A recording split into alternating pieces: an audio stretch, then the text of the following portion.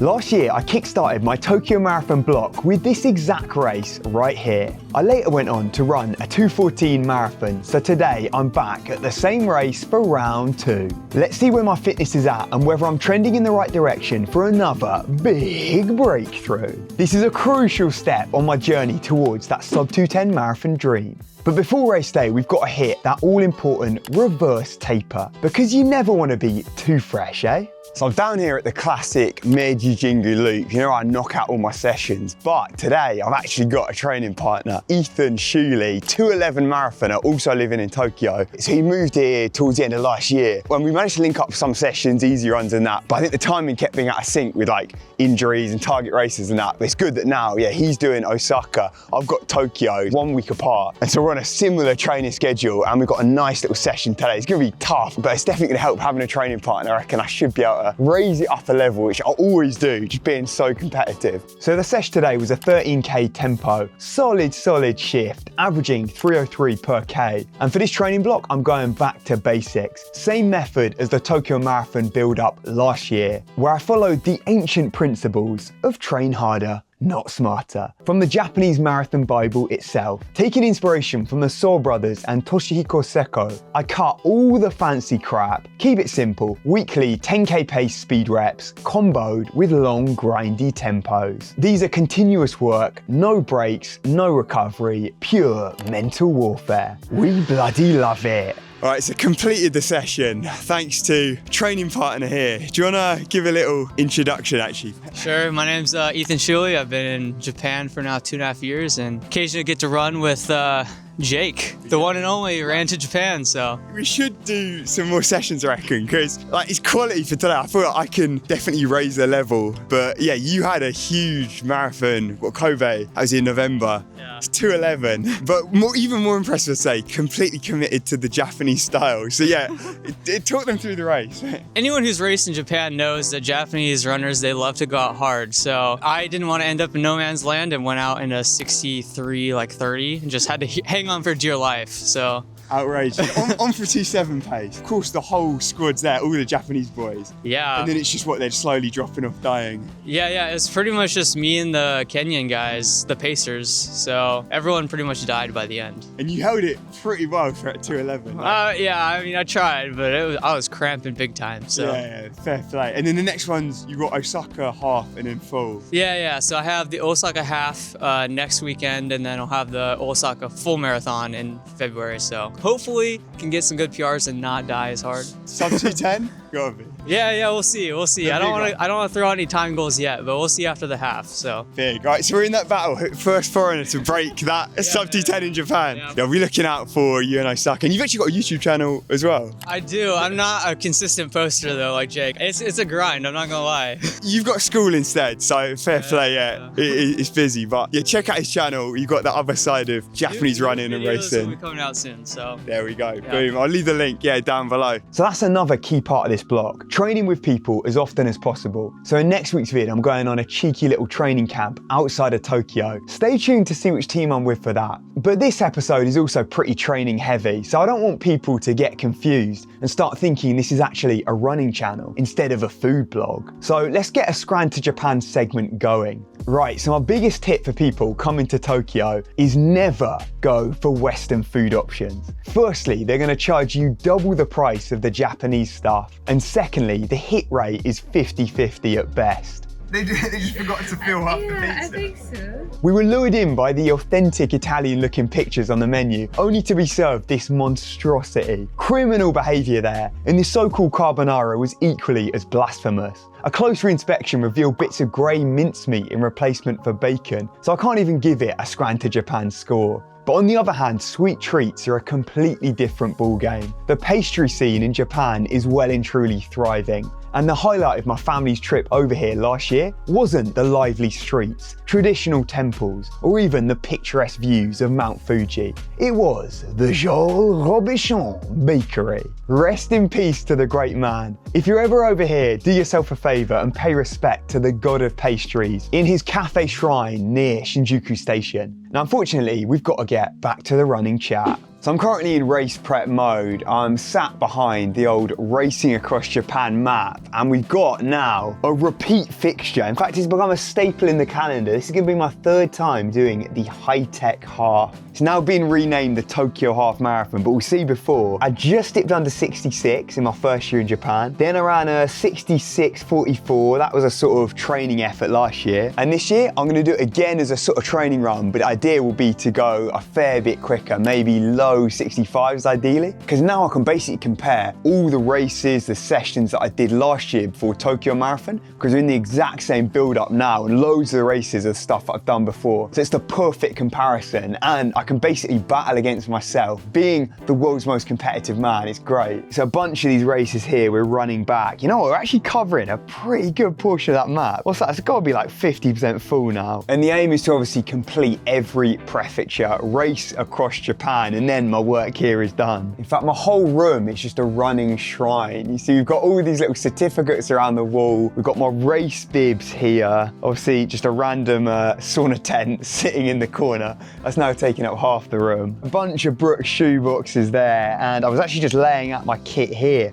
I'm not even sure if I'm allowed to show them. So I've got some cheeky new race shoes. Let's give a little, what have we got there? Yeah, I'm not actually sure. I probably should have asked Brooks before what I can show on camera, but I guess I've gone and just leaked maybe their new model. I'm pretty sure though they've been shown on YouTube, so hopefully I don't get in trouble. But this is the race bib anyway, and it's the Tokyo New Year Half Marathon. Top quality race. So this is actually one where a bunch of the Hakone Ekiden runners, you know, I did that video covering Hakone. We had like Aoyama, Gakuin, Waseda, all of those teams that entered. There would be an absolute string of guys going, I don't know, 62, 63, 64, and I'll just try and find my pack, sit in there. So planning we go at about 305, I reckon, per K. I was looking though, it's gonna be an absolute typhoon out there. The way it's run, so it's an out and back course, always one way, usually the way out, you're just battling the wind, like swimming away, and you flip back around and you end up running about 10 seconds a K quicker on the way back. So it's gonna be hard to pace it evenly. Now I'm very much in the sort of comeback phase, like building the fitness back after Valencia. I'm not quite sure where I'm gonna be. Like obviously I haven't tapered, it's more of a training race, but I should be able to get a fair bit more out of me. So I reckon those 305s is doable, and that would obviously be the dream marathon pace for a sub 210. And then hopefully like towards the end of the block or maybe in the next marathon block, then I'll be banging that out casually for the full marathon. Sub 210. Job done. I mean, the reason I'm filming the sort of race preview inside my house is because it's bloody freezing. I literally can't go outside at the moment. So I've been running in like woolly hats, jackets, tights, about 7 layers. Full on Arctic conditions, I've become properly soft. Tomorrow, the main factor will just be that wind, trying to find a pack and just doing absolutely no work. The motto tomorrow is simply use and abuse. No longer will I be the windbreak, and I'm gonna sit in that Japanese pack and do absolutely no work. Is what I say before every Japanese race. And then you all know what ends up happening. But at least I had some prep earlier in the week for my windshield duties, as I went to war with the elements down at the track.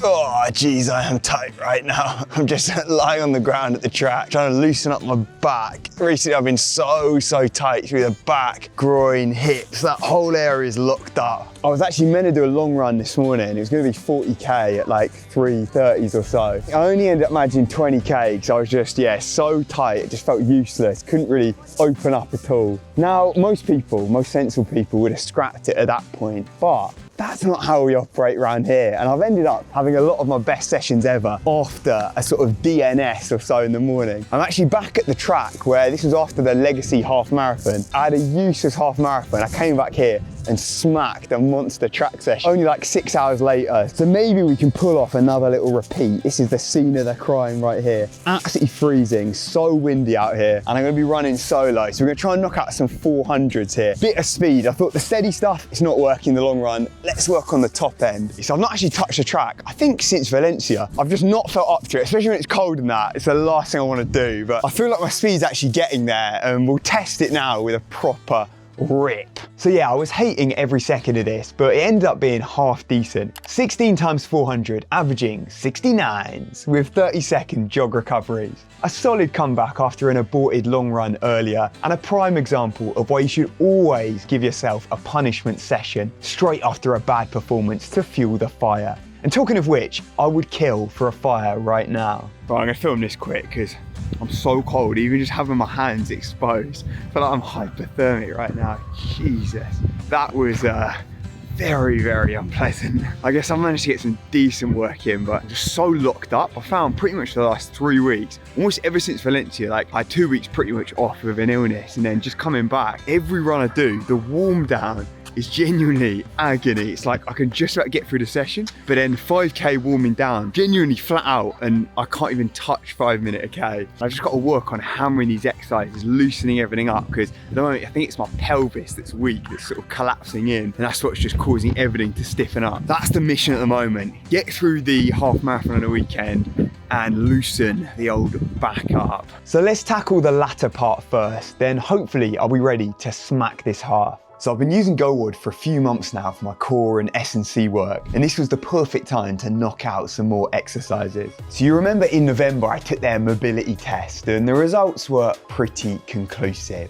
I'm a certified cart horse. The key areas of weakness were my hips and posterior, all around here. So it's unsurprising that at the moment I'm battling this lower back problem. But the GoWard exercises that I've been knocking out multiple times a week are paying off, as I've just retested this bad boy. And hello, I've risen from a score of 50% up to a whopping 61. Sign me up for the Royal Ballet. I found that the app's a great way of staying on top of any niggles that try and creep up on you. And the idea is that you can specifically target those areas of concern in the app with the exercises and also tailor it for your sport, like for me, long distance running. So at the moment, I'm just banging out a whole bunch of different squats, bridges, dead bugs, and plank variations. But I'll leave a link down below if you want to check it out. It's a very useful tool to have in your arsenal. And you know what they say, 10 minutes a day keeps the physio away. So with my back feeling only partially crippled now, I headed over to the race course where the toughest challenge wasn't going to be the hordes of 63-minute half marathoners.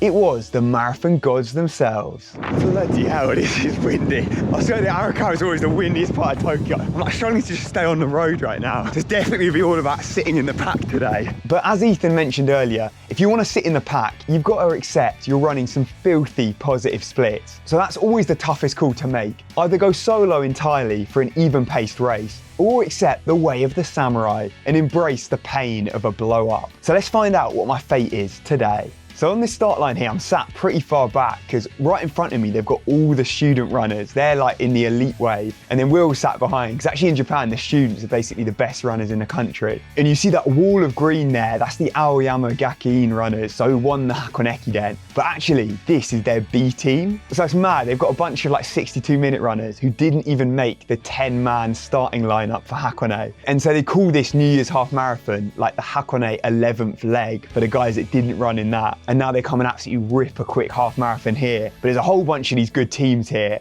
And my thinking is, right, I'm gonna have to just get off quickly, because if they get away, which they always start off quick, then I'm gonna be caught completely in no man's land. So we set off, takes me probably, I don't know, 8 seconds or so to get over that line. And then I'm just trying to claw back in, find a group there, because already it starts stringing out. Like you see the videos here, we're not even a K into the race. And already it's this big long train and I'm sat way deep back there. I'm looking for one of the teams that's gonna be running evenish splits, and I've managed to just about claw on there, and then there's a bit of a gap afterwards. But we're moving along pretty nicely, averaging around 3-minute flats through those first couple K. And I find this group of, I don't know what the team was, but I could tell it was like 10 of them running together. I'm like, perfect. We're sitting behind them, and clearly they're running even splits here. It's pretty quick, but it's not outrageous. They're around 3:02, 3:03, so that would be like a 64-minute half marathon. But we all know by now that no Japanese runner ever runs even splits, and they're going to be slowing. But I was hoping it would be a little bit further than it did. So for some reason at 5K, this pack that I'm with, I'm thinking, yeah, perfect, I can ride this for at least 3/4 of the race. They just basically stop. Like, I don't know what's happened, if they're doing some training session or something, but they suddenly go backwards, and I'm like, hang on, I'm at the front of this group now, and I've suddenly become the pacemaker once again. Now the problem with these race videos, because it's an out and back course, all the videos are pretty much from the first K or second K, and then on the way back right at the end. So this whole middle section is missing, but I'll talk you through it as we go. So through 5K quick in maybe maybe 15:06 or something.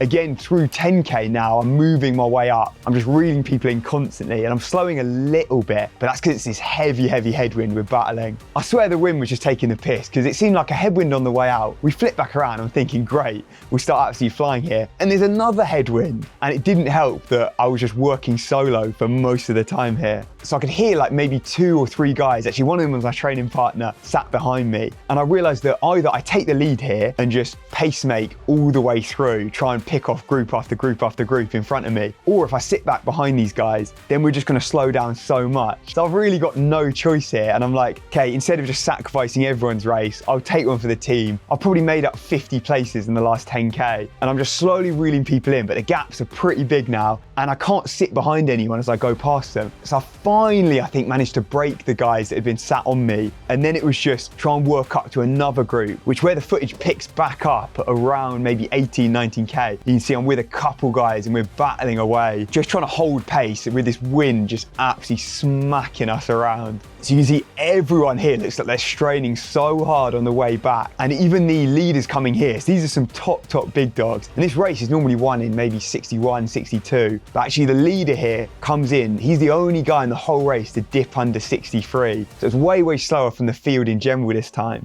But I'm absolutely fighting away. I've got this little baton, I'm like trying to beat my pack here that I'm with. And kicking for home, you know the plan was try and hold 305s. I'm checking my watch, I'm like, yeah, okay, we're still on that 305 pace. This would be the dream marathon pace for around that 210. And I'm just trying to kick home. I managed to burn the guy sitting on me. Actually, my last 0.1, so that last 100 meters or so, was 246 pace. So I took the dub in my group here, a cart horse no longer, and I'm just powering home. Solid finish, you know, boom, there we go, stopping the watch at 65:10 or so. I've actually still been unable to find the official result online. You can see this results board only shows the top 12 or so. I don't know if it's just my Japanese is so bad, but I can imagine it's around a 65:10. I mean, it's a training race, it doesn't really matter at the end of the day. And what's most important is how did I feel doing this, and what does it mean going forward? You know what, I'd say all things considered, that was a pretty good run, especially when we compare it to last year, to then look at now how I'm tracking. Am I trending in the right direction, looking for a big PB in a couple months' time? And I'm pleased to say today was a great success. So last year at this race, I knocked out, I think it was a 66:44. Again, I did it a bit like a sort of training effort, not all out, like I didn't taper into it, did it during a high mileage week. Done the same thing this year, but I've ended up running about a minute and a half quicker this time. And looking at the stats like heart rate and that, it's probably a similar-ish effort. And actually I'd say this year the conditions are even worse with the wind. So this is pretty promising, and actually the speed stuff recently too has probably been better. What I've been lacking because of the back is I don't seem to be able to do anything more than about 20K. So I'm a little worried when it comes to the longer stuff like marathon. Usually I rely heavily on my long runs. Like last year, I was looking back actually on Strava, it was popping up with some of last year's training runs. And it was around this time that I was knocking out like 50K, 45K, going like 335 pace, actually hammering it. Whereas this time I've had to take a bit more of a speed first approach because of the back just limiting me doing much more than that. But I guess it seems to be paying off so far. I know that I'm not going to get through a full marathon if I haven't done at least some like 30K tempos. So that's what I'm going to try and sort out with this back thing. But definitely for this race, I think I surprised myself. All in all,